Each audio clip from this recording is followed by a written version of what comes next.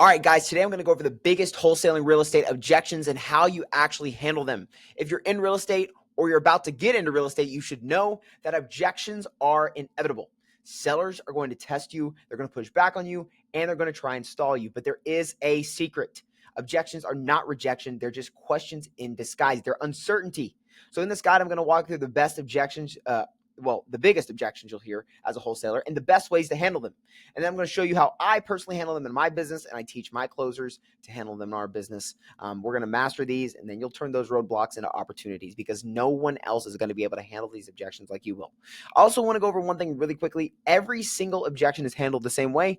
Acknowledge, disarm, overcome. You just have to know how to apply that principle into the specific objection. Okay. So, who am I and why should you listen to me? Well, my name is JT Sutterth, and I am and have been in the trenches of real estate investing for a long time. I've closed a lot of deals. I've been solving problems for sellers the entire time, and I've built a faith-driven business. I've heard literally every single objection that you can probably imagine, whether it be on the phone, in the kitchen, or in follow-ups. I have heard it. The strategies you'll see here, they're not theory. They are battle tested. They're the exact frameworks that I use and my team uses to use when sellers push back, and we're able to overcome that and close them. So, proof track record, our teams have generated over $30 million in real estate deals collectively. I've coached multiple teams of sales reps and acquisitions pros. I've taught classes on this as well. Our close rate is 30% higher than the industry average, which means our profitability is better as well. We close about 1 out of every 8 to 11 inbound PPL leads when the industry average is 1 in 17. We've trained in top programs with Eric Klein, Jeremy Miner, Andy Elliott, and more. So we're going to talk about the biggest thing here, and it's really not objection handling. It's actually called pre-handling objections. So a lot of people get into the mindset of like, oh, how do I handle this objection?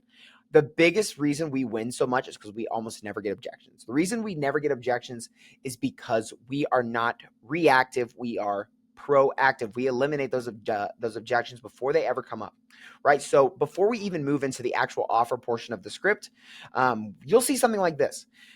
I'm going to give you guys a quick example of how this would be used. So that $10,000 you said you needed in your pocket at closing, if we can get you close to that, close in the time frame that works for you, like the 2 weeks you said you needed to get down to Florida, and to make sure you're able to actually get down there and see the birth of your grandchildren, I mean, would you have any concerns at that point? If they say yes, with confidence, perfect. Move into the next portion. If they say no, or they don't sound confident in the yes, you're like, well, here's an example for pushback. Would you have any concerns at that point? Well, I just want concerns that you guys are actually going to close. And I would say, oh, well, Mr. Seller, what would give you confidence, right, that we would actually be able to close? Well, I would want to see that you guys put down $5,000 earnest money. Oh, that's no issue at all. So, Mr. Seller, if we can get you that $10,000 in your pocket like you said you needed, and we can, at least get you close to that, close in the 2 weeks so you can get down there and we make sure you're able to see the birth of your grandchild in Florida. And we also put down $5,000 earnest money so you guys know we are confident and you can be confident in us in closing. Would you have any concerns at that point? And they're probably going to say, nope, not at that point. Now you've pre-handled the objection that would have came up later. At the point you get to the price, the only objection you should be dealing with is price. There should be no other objection at all. You want to stay on this question until they have absolutely zero concerns. This is the most important part of the entire script because once the seller says no concerns, you've easily cleared all the road ahead. But it's important that they have 100% confidence when they say they don't have any concerns, so you can actually use it, right? And then earlier, if they give you an objection, you'd be like, well, earlier you had kind of said that if we got you at least close to that number, and then in the 2 weeks, like we were promising you now, and you're able to get down there and make sure you can watch the birth of your grandchild, I mean, would you have any concerns at that point? I mean, you wouldn't have any concerns. Does that sound right? I mean, now, do you know, notice my tonality there? I think a lot of people miss out on this portion too, is how important that tonality is. So tonality is like extremely important. And you want to be able to actually make these sellers understand that we are there for them and that we actually want to problem solve for them. So make sure you're matching the tonality that I do in these objections as well. So now I'm going to give you the most common objections and then how I actually handle them. Right? So a big one you're going to get when you first start or when you're talking to these sellers, like, just give me your offer. Just give me your offer. And then I would say something like this. I'm going to say their name is Jamie from now on. Trust me, Jamie. I want to get to the offer just as bad as you. But the last thing I want to do is be like all the other guys throwing out just lowball BS offers. Let me just ask you these specific questions so I can go to my underwriting team and bring you back an offer that we can firmly stand behind. This shows we're not like the other companies. We're actually here to get business done, and we're setting the framework of like, hey, we're going to be asking a lot more questions, so you better be ready to answer. Next, I'm not interested if you're going to lowball me. How I handle that, right? What makes you think I'm going to lowball you? And then they're probably gonna say, oh, these other companies, they only come and lowball me, give me way less than I wanted. And I would say, yeah, I'm a seller. That's why we ask so many questions about the property condition, the situation, to see if we can even help, right? And if we can, I'll take it to underwriting to get you an offer that we can stand behind and actually close on, right? It's because most of these other companies, they'll burn people, and they probably heard horror stories, so that's what they're trying to avoid. Okay. The next thing is I need to talk to my wife, my attorney. I need to talk to family. I need to think about it, right? This is the biggest. You should have pre-handled this, right? You should pre-handle this objection, and I'm actually gonna. It shouldn't even be an objection at all. And I wrote you a way to. I guess you can. I wrote you a way. I guess you can overcome it, but it shouldn't be an objection because you should have already pre-handled all that, and you should have made sure all decision makers were on the call. However, what you could do here is something like this. Oh, no, I totally get it. If I were you, I'd want to talk to your attorney too. Let's go ahead and book an appointment for tomorrow so you have time to talk to your attorney. How does 3 p.m. tomorrow sound? Okay, good. I'm writing you down right now for 3 p.m. tomorrow. And just while we have a second here, I mean, before you go, what questions do you think might arise when you're talking to your attorney that just so I can be more prepared for our next call? Then they're going to actually open up to what the actual objection is, because I need to talk to my wife, my attorney, my family. I need to think about it. Those are all something we call smoke screens. Those are just an easy way out instead of actually confronting the real objection at hand. And guys, if you've made it this far into the video, what I'm asking you is to please press subscribe. Not only press subscribe, I'm also going to put something into the description. It's going to be really nice for you. We're going to do 90-day free strategy blueprint calls. It's completely free to you. We're going to break down your business, determine what exactly you need to do to move forward and become successful. It'll either be with me or one of my coaches, and we're going to invest at least 30 minutes to an hour into you to try and figure out something to help you go from zero to hero really quickly. We've been on the front lines. We've understood it. We've done over $30 million in deals, and we want to help you get there too. Okay. Next, how can you buy my house over the phone? Why they say it is like, let's be honest here. They can't imagine buying a house over the phone. They probably have never bought like only one or two houses in their life, right? And how I handled that is like acknowledging it. Like, yeah, that's a fantastic question. And then overcome, right? Luckily, we do buy 100 homes per year, so acknowledge we're disarming them here. Luckily, we buy 100 homes per year, and then we're going to overcome it. So it sounds like this. Yeah, that's a fantastic question. And luckily, we buy over 100 homes per year. And we know repair costs to a T, which is why we ask such detailed questions. I'm just going to take all this info you shared with me to the underwriting team, and they'll calculate everything needed to make you a fair offer that we can actually stand behind. Next is, why wouldn't I just list it with a realtor? The way you handle this is you actually push them away. You say, honestly, that probably might be the best fit for you. I mean, if you can wait 6 months, pay for repairs, cleaning, showings, and fees, and then yes, list it with an agent, honestly. But if you don't have the time or the money, or you just want to avoid showings and uncertainty and selling direct to someone who's actually going to be purchasing the property, that makes more sense. Now, they might still give you some pushback. Like, well, the house down the street sold for, $250. I'm sure you've heard that a ton of times. Like, the house down the street sold for so much. And they're like, Mr. Seller, do you mind if I share with you the difference between listing price versus walkaway price? And they're going to say, yeah, of course. I'm like, well, look, the listing price you see, the $100,000 on the market you see right now. Well, you didn't know that they had to put $10,000 to redo the kitchen, because their kitchen is really nice if you didn't get to see it. You're also going to have to pay 6 to 7% in realtor commissions. Not only that, they had to make other repairs that came up on the inspection. They had to pay title fees, transfer fees, attorney fees, and buyer loan closing costs, buyer title closing costs. And there's probably more fees I forgot about the document transfer fee, right? There's way more fees that go into it. So although they may have been listing it for $100,000, they probably walked away with around 80 to 85,000. Now, I mean, that's obviously not ideal. Is it worth waiting six months with some uncertainty and having to do all the repairs and cleanings yourself just for an extra, I don't know, like 5, 10, $15,000 in your pocket max? Then you might get hit with your offer's too low. That's when they say the expectations are higher. What their expectations should not be higher, and the way we can go about that, and my favorite way to go about that is something called the price anchor. So we actually have all of these within our scripts. If you want access to our scripts, you can hop on that 90-day blueprint call. If you qualify, you can get on that call, get with us, and we'll actually provide you all the tools and stuff you need in order to be able to like skyrocket your wholesale business as soon as you join. Like, we're literally going to give you like applicable steps to take that day to go out and be successful. So you really shouldn't get the offers too low because their expectations are higher. Instead, they should just be like like they were a little bit disappointed. However, we're still able to get to the end. We're still able to get the deal closed together. I would say something like this.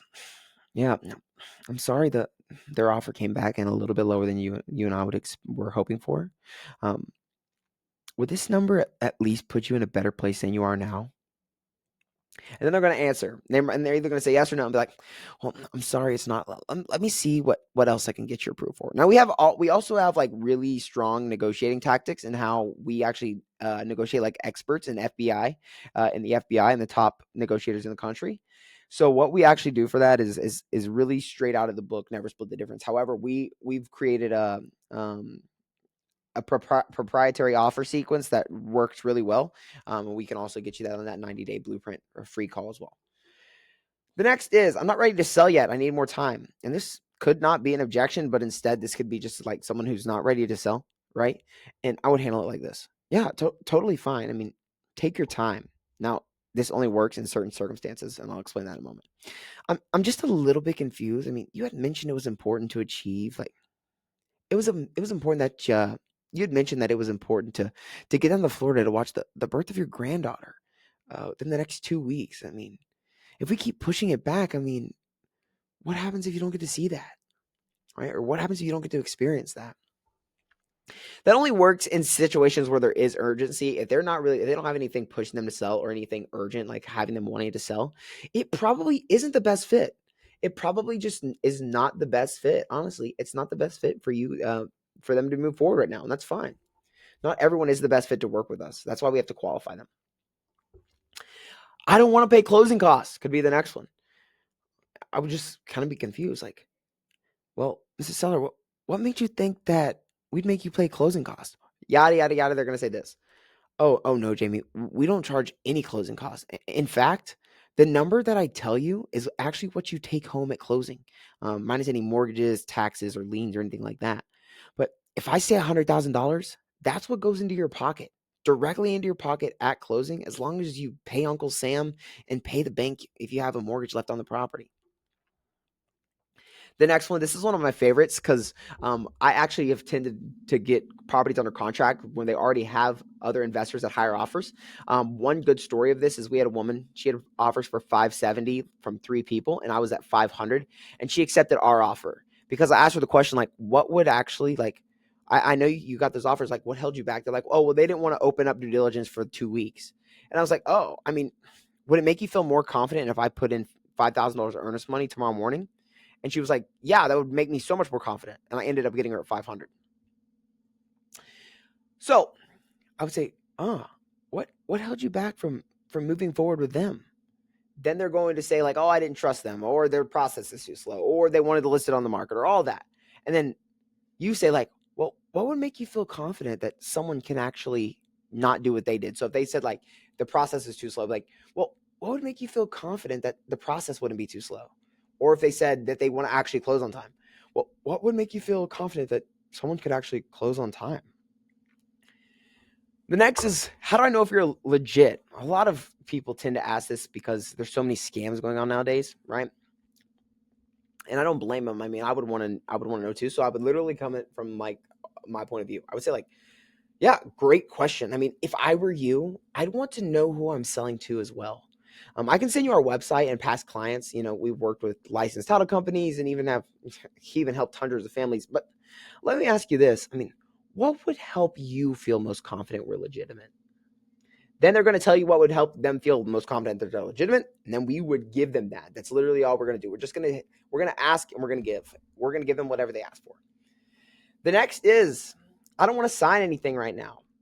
Again, this is why I tend to only give people offers if they have motivation with urgency, because if they don't, then there's like probably no reason to give an offer because you have no leverage. However, you could say this here. You had mentioned it was important to get down to Florida within the next 2 weeks to watch your granddaughter be born. I mean, if we keep pushing it back, do you believe you'll still be able to get down there in time? Right, I'm really concerned here. My tonality tends to be really concerned throughout the call. I speak with something called the late night DJ voice. If you ever read the book Never Split the Difference by Chris Voss, I highly recommend you listen to it. But if you haven't, or then utilize all of my tonalities training in this call and use that when you're handling your next objection. Next is, my house is worth more than that. Oh, I can't tell you how many times I've heard this one. And I would say, yeah, I completely understand. And you've probably built memories here. You've had, like, this house means a lot to you. And from our side, it means a lot to us too, but updated homes in the area are selling for, $200,000. And they've already absorbed, 10 to 12% in closing cost, and probably 10 to 15, maybe even 20% for prep cost. I mean, if you want the highest price, listing probably is the best idea, especially if you can afford the showings, if you can afford the cleaning, if you can afford to make the necessary repairs in order to make this thing perfectly market ready. But if you're looking for like speed and convenience and a done for you like service, I mean, this is where we need to be at. And then the last one is, I can just fix it up and sell it myself.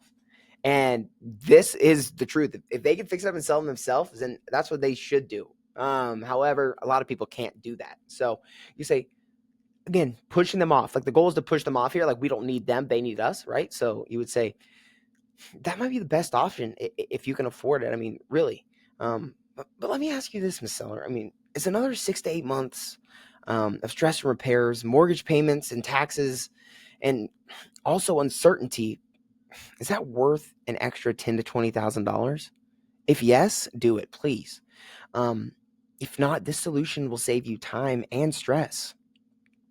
So those are the biggest ones that you're gonna see. If you need help practicing a specific objection, of course you can hop on that 90-day blueprint strategy call. You should go apply right now and see if you qualify for that.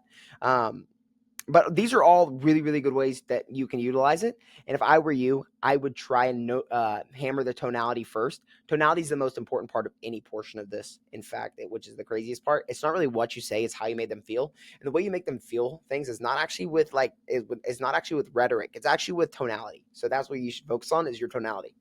Objection are sign the seller is still engaged, though. So if you pre-handle them early, stay calm, and always circle back to the seller's number, timeline, and dream outcome, you're going to find that objections actually move you closer to the close, especially if you pre-handle them. Because all you have to do is just like bring them up for the seller, they confirm, and then you move forward. If you guys want a 90-day custom blueprint for you or your acquisitions team, or just your business in general, or help scripting your objection handling, anything like that, you can book a free 1-to-1 90-day blueprint call below in the description. So make sure you click that link. Don't forget to like, subscribe, and we'll do anything we can to help you be more successful in your market with your schedule and your budget. Have a great day, guys.